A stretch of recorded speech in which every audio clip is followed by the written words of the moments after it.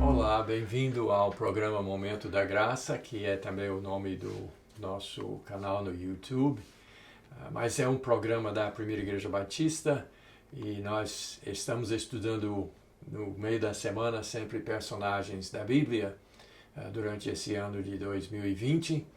E você pode nos encontrar então na página do Facebook também, da Primeira Igreja Batista de Cruzeiro do Sul. E também nós estamos aproveitando o áudio para os nossos programas de rádio. Então, muito bom ter você junto com a gente.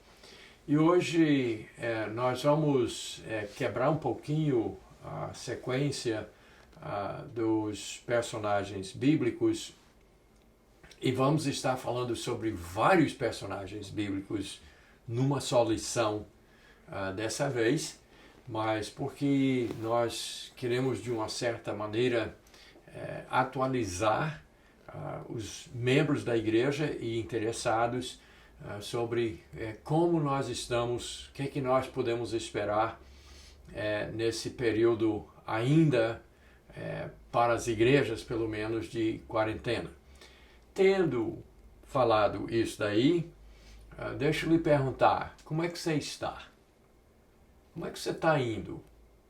Nós, na Primeira Igreja Batista, graças a Deus, temos estado bem na medida do possível, no sentido de que, claro que nós estamos sentindo a falta das nossas reuniões, dos nossos cultos públicos, de chegar e apertar a mão, abraçar, beijar, enfim, isso nós sentimos falta e a igreja não pode ficar sem isso e vai ter que voltar. E muitas pessoas têm me perguntado todos os dias, mesmo com o contato mínimo que eu tenho tido com pessoas assim fisicamente, mas elas me perguntam nas raras vezes que eu vou ao supermercado ou loja de material de construção ou posto de gasolina. Quando eu tenho contato, invariavelmente as pessoas perguntam: pastor, quando é que voltam os cultos? E nós sabemos que tanto o município como o estado deram os seus decretos permitindo, entre aspas, o culto público, porém em condições que não satisfaz a Igreja de Cristo, que não é assim que a Igreja de Cristo funciona pelos ditames de governos. Então, isso tem sido historicamente, durante 2000 anos, tem sido um problema e nós estamos vivendo isso hoje. E então eu volto a lhe perguntar, como é que você está?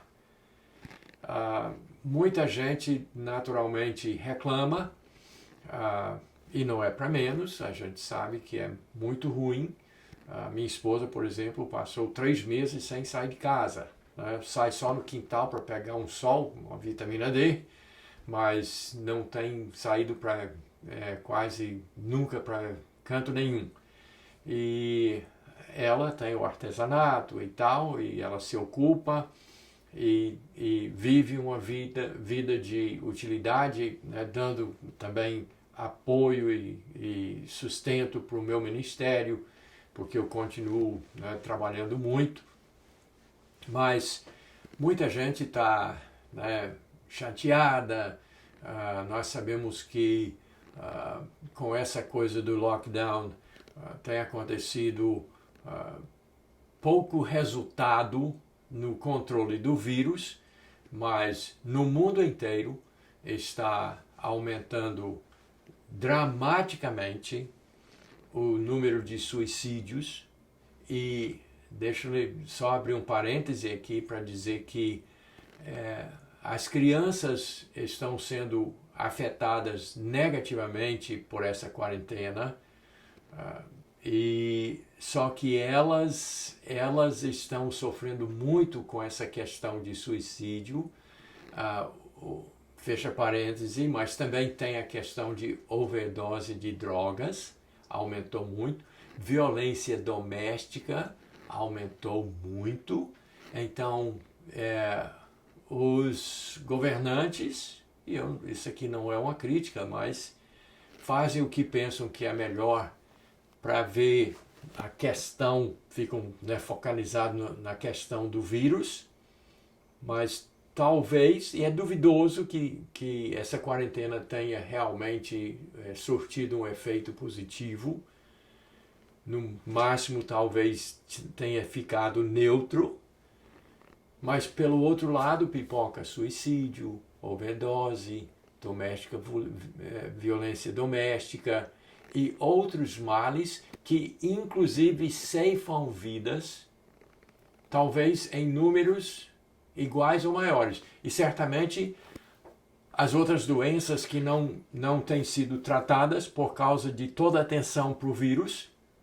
Ontem mesmo eu vi os números de tuberculose no mundo, muito mais morte por tuberculose, aumentou dramaticamente.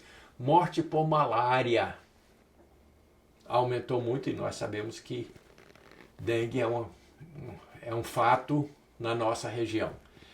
Então, eu falei sobre tudo isso para lhes dizer que quarentena é difícil, é complicado. Agora vamos falar um pouquinho de Cruzeiro do Sul. A gente tem percebido que o cruzeirense ele é muito social, ele gosta de estar junto, e as pessoas até, eu não tenho presenciado pessoalmente porque não saio para essas coisas, mas vi nas redes sociais fotos de Igarapé Preto, da Ponte do Morro, a própria praia aqui em frente a Cruzeiro do Sul. Imagino que Guajará seja a mesma coisa, super lotado de gente, pessoas fazendo festa, continuando as suas diversões. E a gente também, isso sim eu tenho presenciado, o comércio está fervendo, está aquecido, e multidões de gente. E enquanto isso, as igrejas que abriram, com meia dúzia de gatos pingados, as escolas nem vão abrir esse ano, vão continuar fechadas. E enquanto isso, as pessoas na farra. Então, eu queria alertar você para um ponto importante. Esse vírus, primeiramente, esse vírus tem um ciclo natural que tem que acontecer, e por isso que eu digo que a quarentena talvez tenha ajudado a neutralizar um pouquinho o avanço, a frear um pouquinho, mas não é uma solução. E, aliás, esse tipo de medida sempre tem sido aproveitado e por tiranos para poder abocanhar, pegar os direitos individuais e cercear as nossas liberdades. E isso tem sido, isso não é só agora, isso tem sido recorrente em toda a história, principalmente de Cristo para cá. Isso tem sido o normal, como se diz. Os tiranos vão fazer o que tiranos fazem. E daí então nós vivemos hoje uma coisa que, graças a Deus, que por muitos anos aqui nós não tínhamos essa coisa de uma tirania maior, mas agora tem a tirania da máscara, do álcool em gel e não sei o que mais. E você, provavelmente eu vou levar um montão de crítica por isso, mas eu não tô nem aí para isso daí. Nós estamos tomando os nossos cuidados e tudo, mas nós sabemos que o vírus tem que correr o seu curso, e isso vai acontecer com ou sem quarentena, com ou sem máscara, com ou sem álcool em gel e todas as medidas. E repito, aqui nós estamos tomando as nossas medidas. Usamos máscara, usamos álcool em gel, quando fazemos a feira, tudo é tratado com álcool, item por item, e vinagre, não sei o que mais, antes de ir para a geladeira ou a despensa. Então nós estamos tomando as nossas medidas, a igreja não está tendo cultos, nós estamos obedecendo, mas só estou lhe dizendo que o vírus tem que correr o seu curso. Segundo ponto, Rio Branco agora está vivendo a segunda onda no ciclo natural de um vírus. Está começando agora. Aí você imagina como é que vai ser Cruzeiro do Sul, que já estava numa situação muito difícil e ainda estamos 2 meses atrasado com o restante do Brasil, que ainda está em ascensão a doença. E Rio Branco estamos atrasados 1 mês. Então, e aí nós reclamo novamente, digo isso, né, para todo mundo que me pergunta sobre a questão da volta dos cultos. Nós tivemos o prejuízo de 1 mês, quando não tinha um caso em Cruzeiro do Sul e fecharam tudo. Agora nós vamos arcar com as consequências dessa decisão errada, dessa paranoia, desse pavor, desse pânico que se instalou pela mídia e também grande parte pelas autoridades. Então vamos ter que nos aguentar. Vamos ter que levar. Então, eu estou falando essas coisas para você porque eu quero que você entenda que o povo de Deus sempre teve os seus tempos de recolhimento. E é disso que nós vamos tratar, e nós vamos assim rapidamente olhar uma lista de pessoas que tiveram o seu período de quarentena. Nós estamos prestes a completar 5 meses sem culto na nossa igreja. E não sabemos quando os cultos vão voltar, e não estou prometendo nada para ninguém, estou apenas orando dia e noite, de madrugada eu acordo e fico orando e pedindo que Deus me oriente e os demais pastores e liderança da igreja para saber o momento certo de voltar. Mas a situação é essa. Nós ainda estamos com a doença em ascensão aqui em Cruzeiro do Sul, a primeira onda. E quando chegar a segunda, quanto tempo nós vamos ter que esperar? Mas as pessoas da Bíblia muitas vezes tiveram que ficar muito mais tempo do que isso, e mesmo assim os planos de Deus não são frustrados. Então, vamos, e o que eu vou estar apresentando agora não é original comigo. Foi uma ideia de um grande pastor que assistia a sua mensagem e achei útil para a gente, né, entender e compreender o plano de Deus para as nossas vidas e para a sua igreja num tempo como esse que nós estamos vivendo. No Antigo Testamento, fala muito sobre Deus como nosso refúgio, o lugar onde nós nos escondemos dos perigos. E, aliás, aquele salmo, deixa eu pegar para você aqui, um salmo que é um amuleto para os supersticiosos, que é o Salmo 91. Então, as pessoas, né, gostam muito de abrir a sua Bíblia no seu comércio e colocar lá no Salmo 91. O que habita no esconderijo do Altíssimo e descansa à sombra do Onipotente, diz ao Senhor, meu refúgio e meu baluarte, Deus meu, em quem confio. E aí segue o Salmo 91.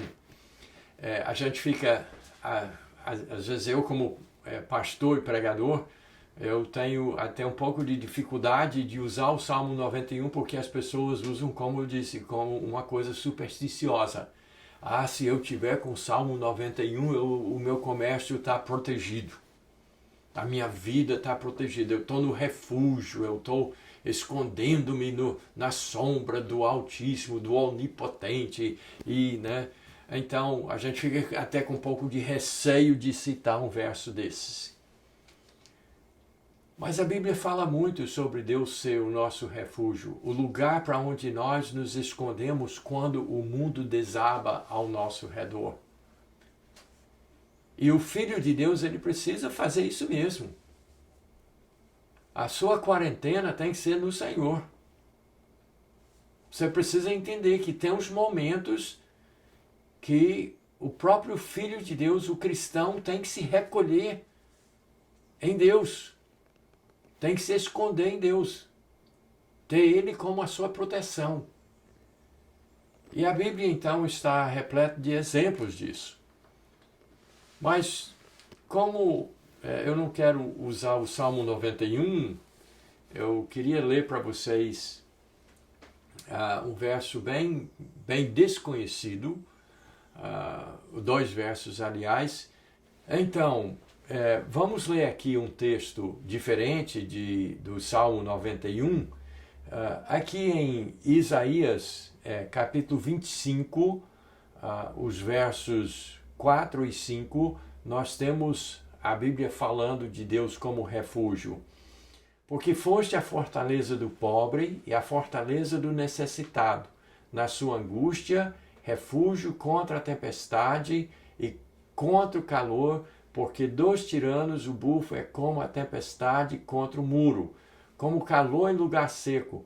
Tu abaterás o ímpeto dos estranhos, como se abranda o calor pela sombra da espessa nuvem. Assim o hino triunfal dos tiranos será aniquilado. Então esse texto fala justamente como nós nos refugiamos em Deus. E que quando tem o bufo dos tiranos, quando os governantes querem tirar os nossos direitos, mas se torna como um vento quente contra a muralha. Não acontece nada, porque nós estamos refugiados, estamos escondidos, estamos em lockdown, estamos em quarentena no nosso Deus. Então é bom a gente compreender isso, é bom a gente saber que nós temos sim que ter tempo para nos refugiar, nos esconder, porque isso produz um efeito positivo para o nosso futuro.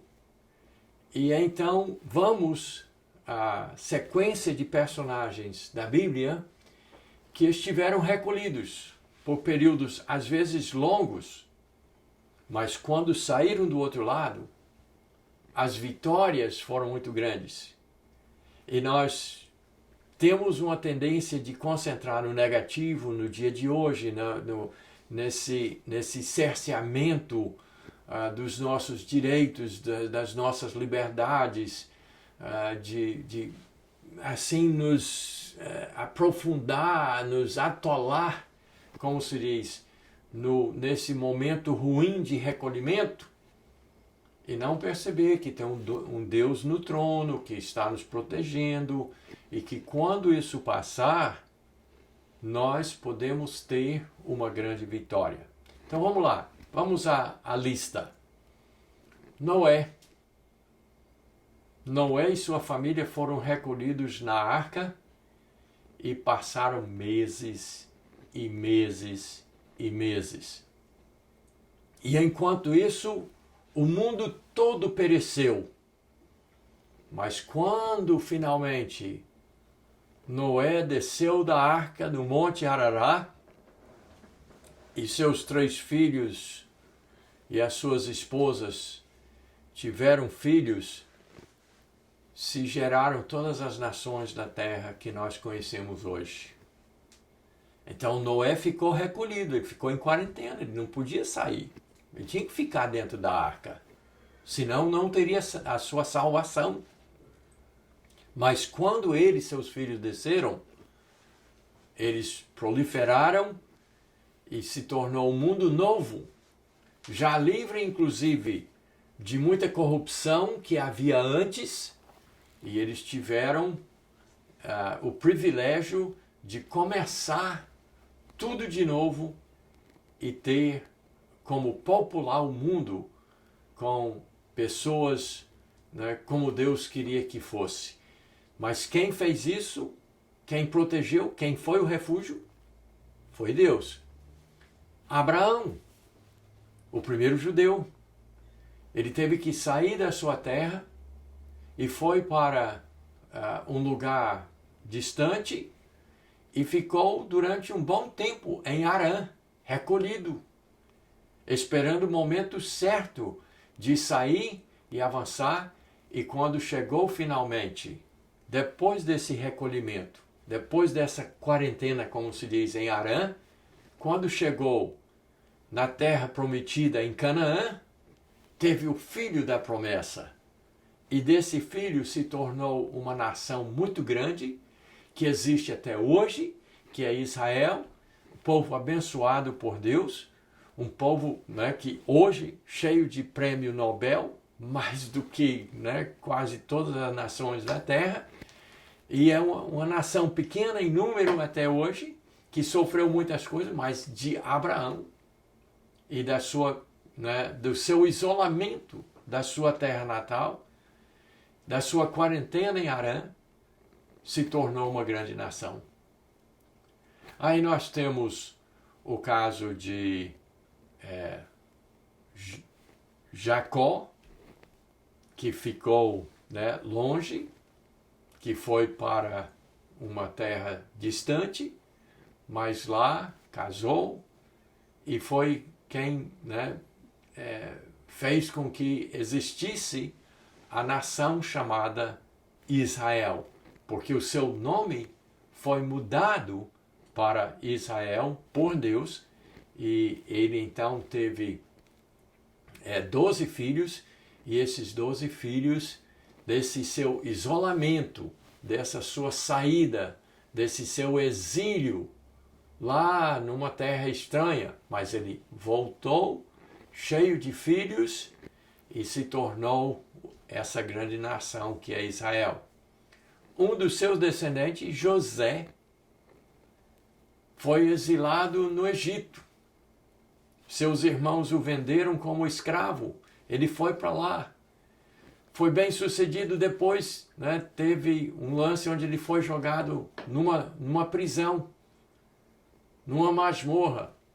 Mas depois foi libertado e se tornou o segundo homem mais poderoso da terra, num período de prosperidade, depois de fome, no Egito, se tornou a salvação de nações. Mas ele teve que passar um tempo no isolamento, dentro de uma prisão, durante meses e meses e meses, até que Deus o tirasse e fizesse essa história de sucesso.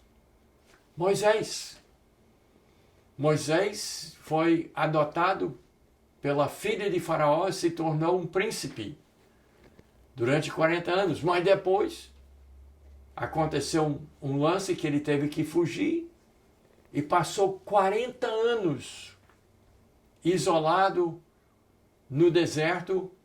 Quando estava com 80 anos foi que Deus tirou ele de lá, levou de volta para Egito para libertar o povo de Israel da escravidão de Faraó. Mas saiu, e saiu vitorioso, e sofreu muito durante mais de 40 anos com o povo de Israel no deserto. Mas saiu e teve a vitória depois. Aí vamos ter que correr. Teve o caso de uma judia por nome Noemi, que por causa da fome saiu, né, com seu esposo e 2 filhos para Moabe, um país vizinho, para poder sobreviver. Lá ela perdeu o esposo, perdeu os 2 filhos. Mas aí uma das noras decidiu ficar com ela, colou com ela. Você conhece a história? Ruth. Voltaram. E de Ruth, que casou com Boaz, foi que veio, eventualmente, o rei Davi, que é a linha do Messias de Jesus Cristo. E então, Noemi ficou no isolamento. Teve grande prejuízo. Perdeu os 3 homens que ela mais amava. Mas de tudo isso veio depois o retorno e o casamento da sua nora com Boaz, que deu, né, então a ascendência da família real de Israel, o rei Davi. E Davi passou por isso. Davi passou anos e anos, depois de ungido como rei por Samuel, passou anos foragido, se preparando, esperando o momento certo de voltar e assumir o trono prometido. Mas teve que ficar no campo, trabalhando, batalhando, fugindo inclusive do rei Saul, mas finalmente voltou e foi instalado como rei e se tornou o rei, um homem conforme o coração de Deus, diz a Bíblia. Então isso aconteceu com Davi, mas ele voltou e teve grandes vitórias e tornou a nação de Israel a nação mais rica e poderosa da época. O que falar de Elias, que depois de uma grande vitória contra os profetas de Baal, teve que fugir por causa da ameaça de uma mulher, Jezabel. E foi para o deserto, ficou sozinho, achava que ele desejou inclusive morrer, achava que estava tudo acabado. No meio do deserto, longe, foragido. Mas Deus disse para ele, não, Elias, não é assim não. Eu tenho 7.000 que não dobraram os joelhos a Baal. Volte e tu vais ser usado para essa transição. Daniel, 70 anos na Babilônia, mas escreveu um livro que fala de coisas futuras que ainda não aconteceram. Que tal Jonas? Ficou 3 dias e 3 noites no ventre do grande peixe, mas depois ganhou a cidade de Nínive. Centenas de milhares de pessoas se converteram por um rebelde profeta como Jonas. Aí depois vem o Senhor Jesus, ficou 3 dias e 3 noites na sepultura, mas quando saiu vitorioso sobre a morte, sobre o pecado e a condenação. O que falar de Paulo, que ficou um período no deserto também, em treinamento, mas depois teve um grande ministério. E ainda mais, quantas cartas Paulo escreveu de dentro de uma prisão, enquanto esperava a libertação final, que nunca veio, foi martirizado, mas foi um grande sucesso. O que falar de João, que foi exilado na ilha de Patmos, escreveu o livro de Apocalipse, que nos fala sobre os tempos finais.